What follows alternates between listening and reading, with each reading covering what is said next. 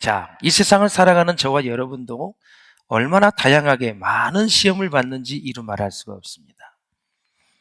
그러나 여러분, 사업을 하시는 여러분, 사업에 지름길이 없지요.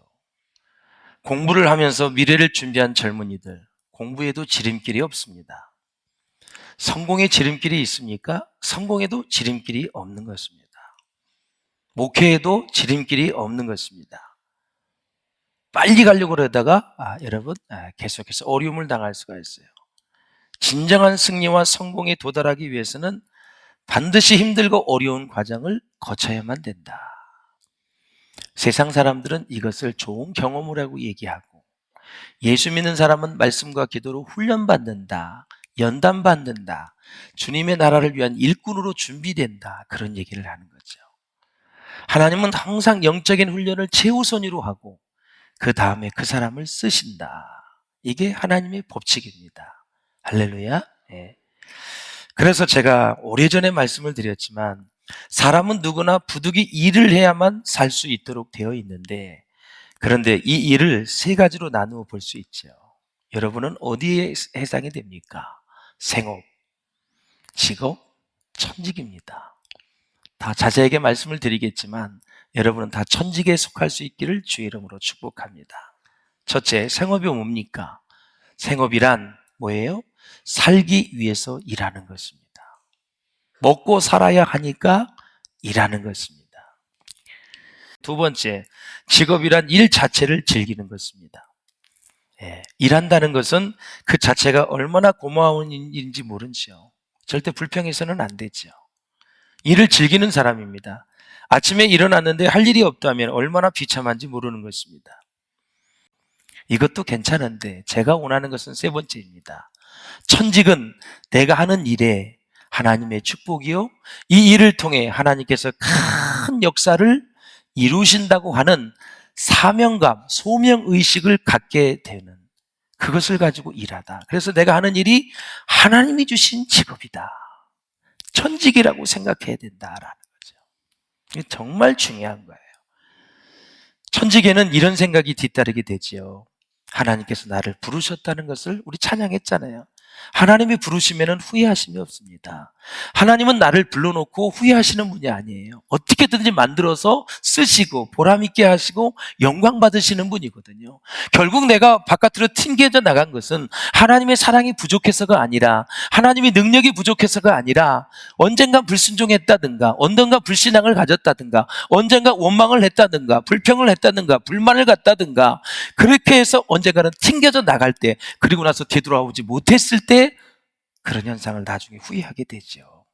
하나님의 능력이 부족해서 하나님이 우리를 불러놓고 우리를 다루시지 못하는 것이 아니라, 내가 가면 갈수록 계속 성경에는 신앙과 순종과 겸손과 온유와 헌신을 가지고 살라고 그렇게 말씀하셨잖아요.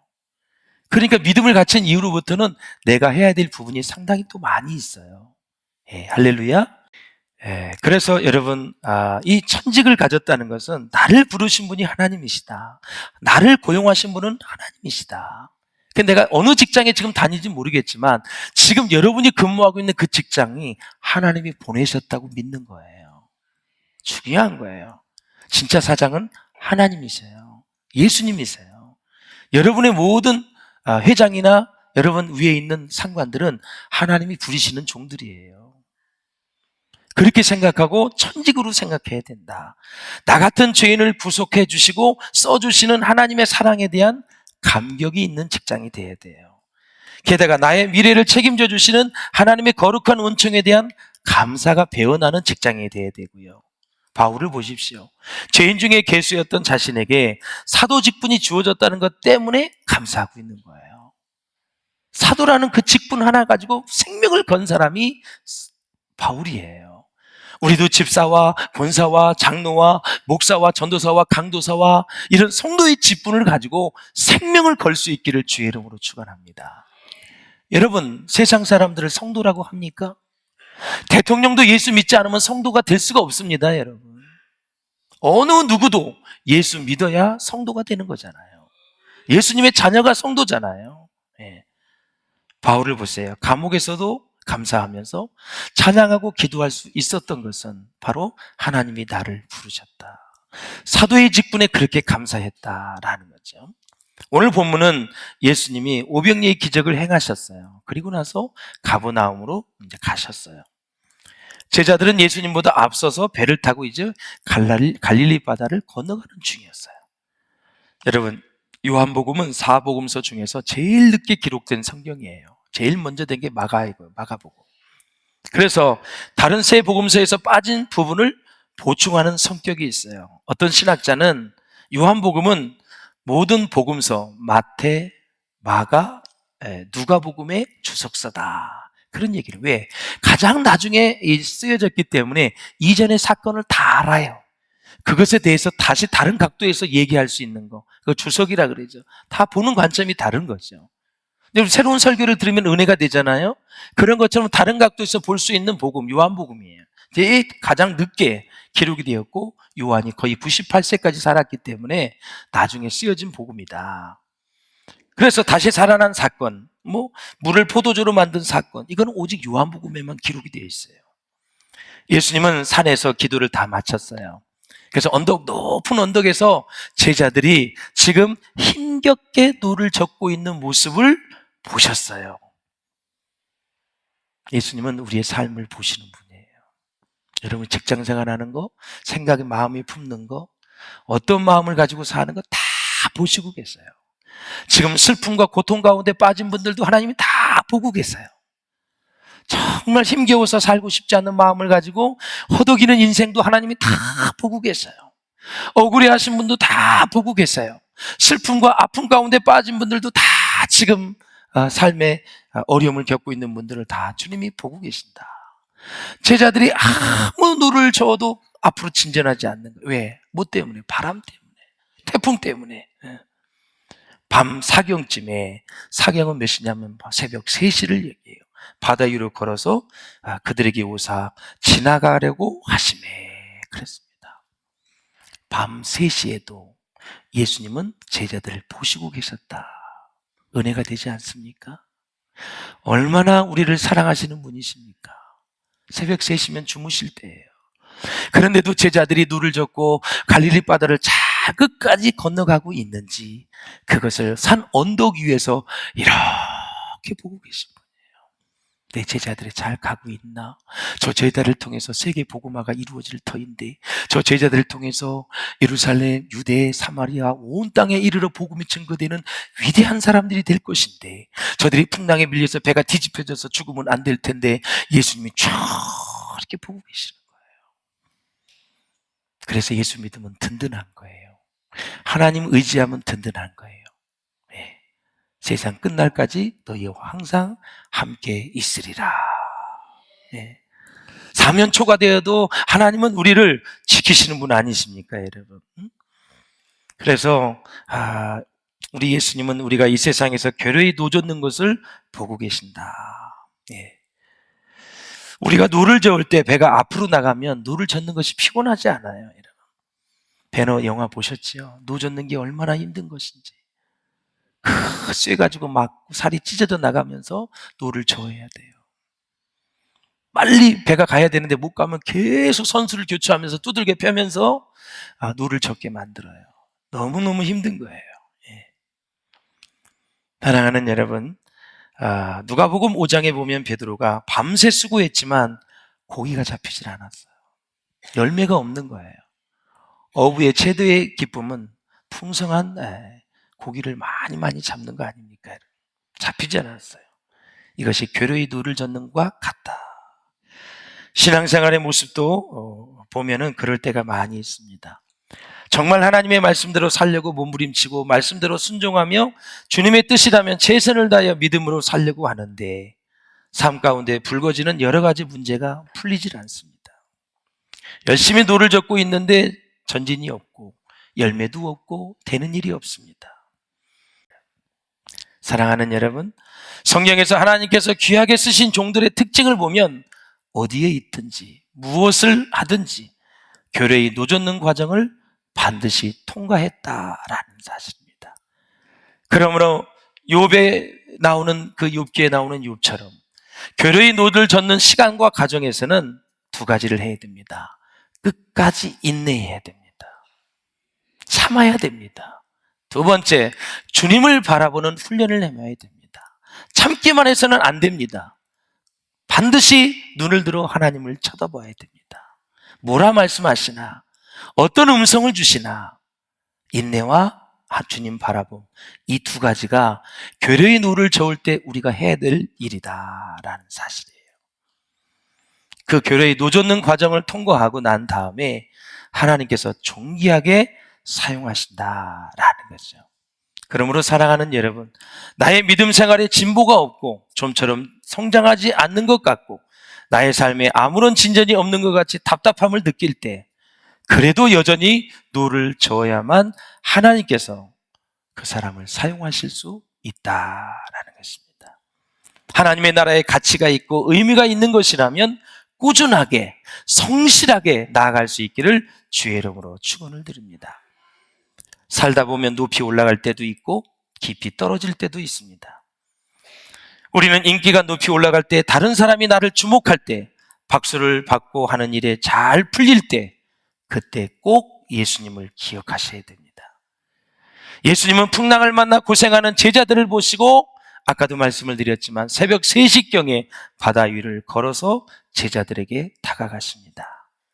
그리고 산 정상에서 갈릴리 바다에서 풍랑을 만나 교회의 노젓는 제자들의 모습을 바라보시면서 그 문제를 해결해 주시는, 그래서 예수님이 배에 오르십니다. 말씀하십니다. 풍랑아 잠잠하라. 그렇게 사납게 배를 뒤집을 것 같은 그런 상황 속에서 풍랑이 잠잠해집니다. 놀랍지요. 예수님은 창조주 하나님이시고 자연을 만드신 분이고 자연을 다스리시는 분입니다. 여러분. 놀랍죠. 예. 그런 하나님을 내가 믿고 있으니 우리는 얼마나 행복한 사람입니까? 그 하나님을 멀리 여러분 띄워놓지 마시고 그 하나님과 동행할 수 있기를 주님의 이름으로 축원을 드립니다. 할렐루야. 스데반 집사님을 보십시오. 유대인들이 던지는 돌에 맞아 죽게 되었을 때 예수님은 하나님 오른편에 서서 예수의 복음을 전하다가 순교를 눈앞에 둔 그 스데반을 서서 지켜보고 계셨습니다. 놀라운 것은 예수님이 보시는 것은 그렇다고 쳐요. 스데반이 영안이 열려서 예수님이 자기를 쳐다보는 것을 봐서 딱 아이 컨택이 되었다라는 사실이에요.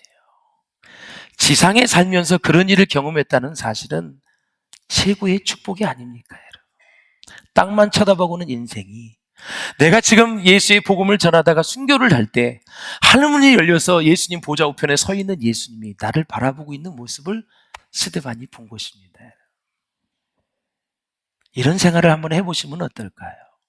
지지고 볶는 얘기 말고, 이리저리 감정에 휩쓸려서 그런 거 말고, 이 사람이 좋아서 일이 이끌리고 저 사람이 좋아서 일이 이끌리고 이런 거 말고, 정말 하나님께 집중이 되어져서 초점을 맞춰서 믿음을 가지고 스데반 집사님처럼 순교를 당한다 할지라도 땅을 쳐다보지 않고 원망하지 않고 불평하지 않고 내가 왜 이렇게 주의를 했는데 형통한 게 없어, 결국 죽는 것밖에 없구나, 그런 불평이 아니라 그럼에도 불구하고 복음을 전할 수 있는 특권을 주신 예수님을 바라볼 때 하늘문이 열려서 예수님이 나를 바라보는 그 현상, 그 상황을 바라보는 축복이 얼마나 위대하냐라는 사실이에요.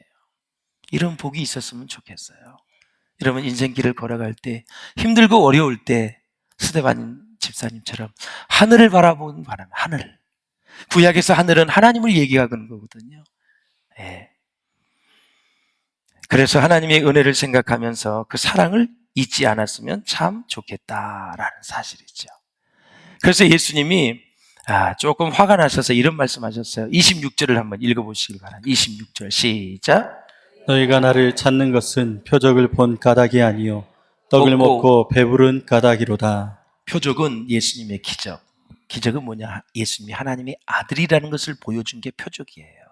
그러면 이제는 네가 배고파가지고 떡 먹고 물고기 먹어가지고 배부른 그것 때문에 나를 좀 찾지 말고 하나님의 아들 예수 메시아를 따르는 그 믿음을 가지고들 좀 따랐으면 좋겠다. 의식주에 매이지 말고, 그것만 구하지 말고, 그것 때문에 너무 좋아하지 말고, 그것 때문에 교만해지지 말고, 그것 때문에 인생의 목적이 그쪽으로 가는 것이 아니라 그 모든 것을 주신 분은 하나님이시기 때문에 의식주를 통해서 네가 체험을 받았다면 이제는 오병이의 기적은 언제든지 맛볼 수 있으니 하나님의 아들 메시아를 전파하는데 네가 쓰임을 받았으면 얼마나 좋겠느냐.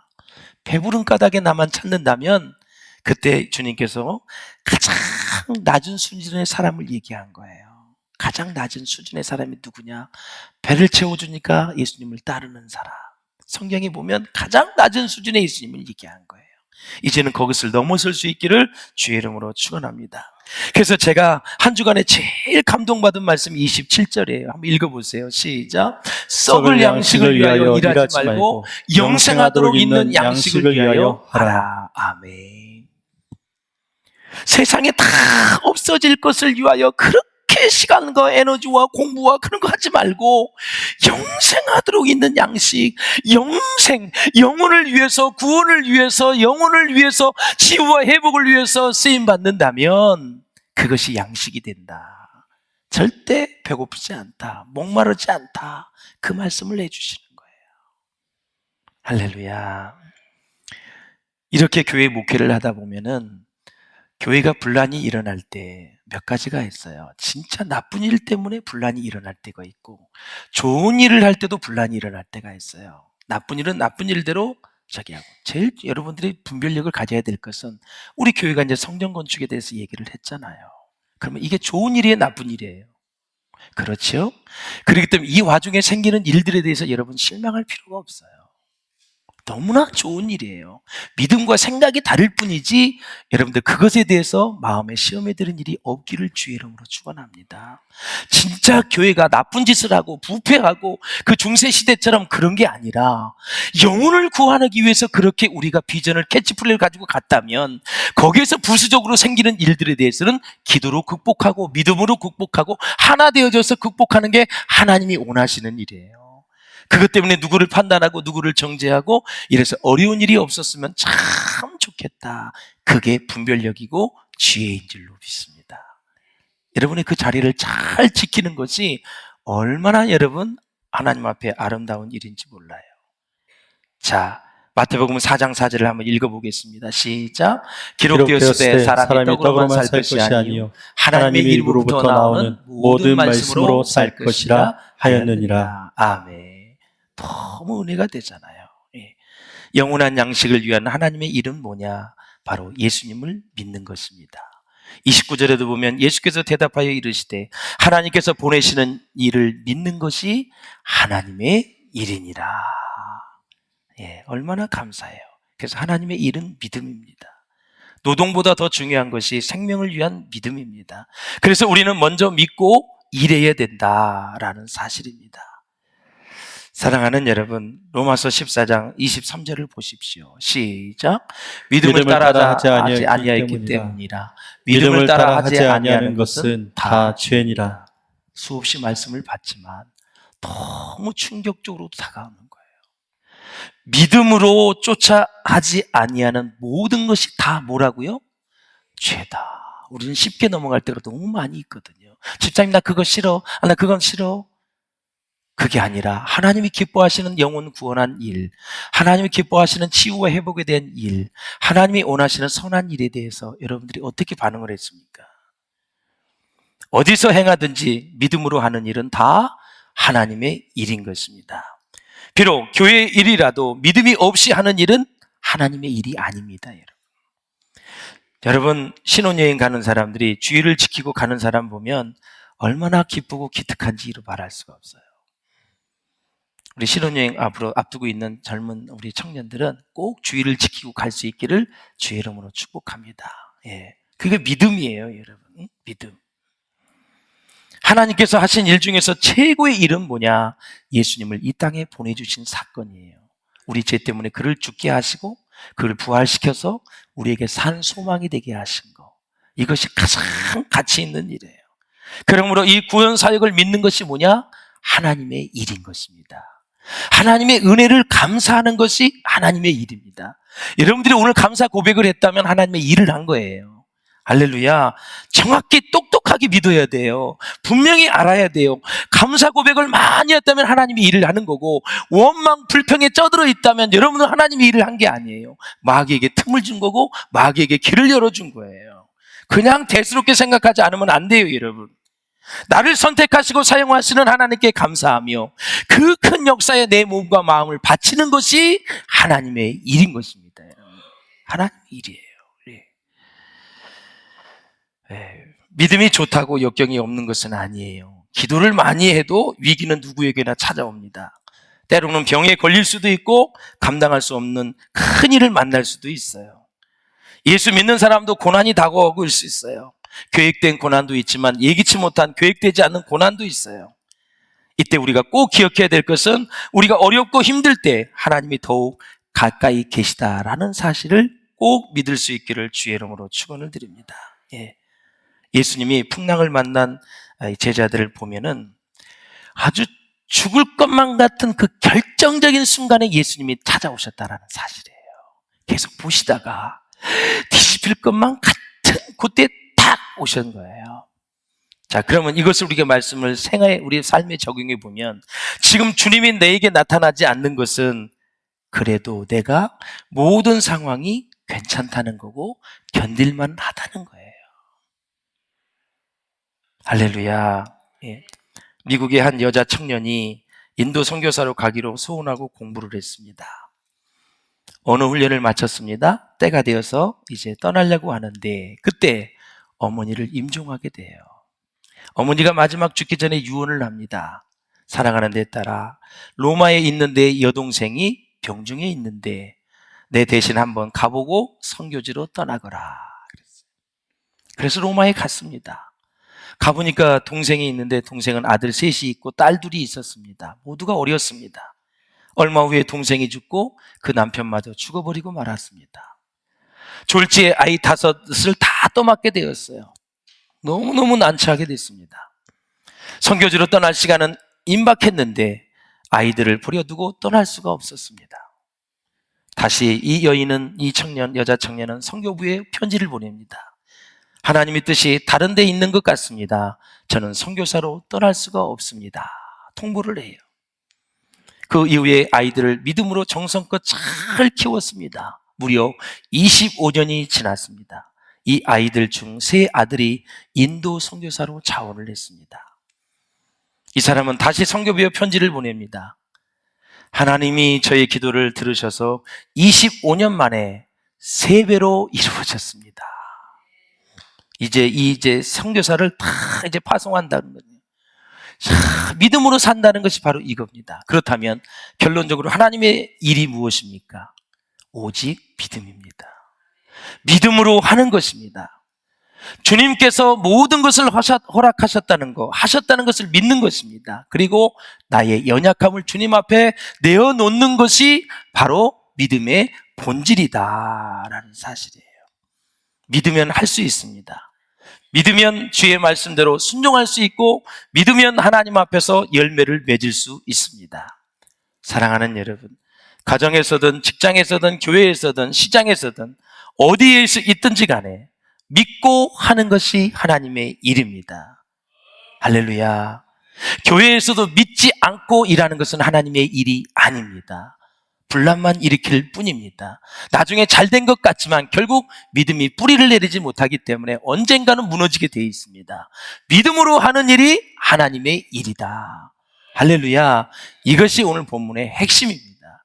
그러므로 작은 일이든 큰 일이든 믿음을 가지고 하나님을 바라보시기를 바라고 믿음을 가지고 하나님 나라에 도전하는 저와 여러분 될 수 있기를 주의 이름으로 축원합니다.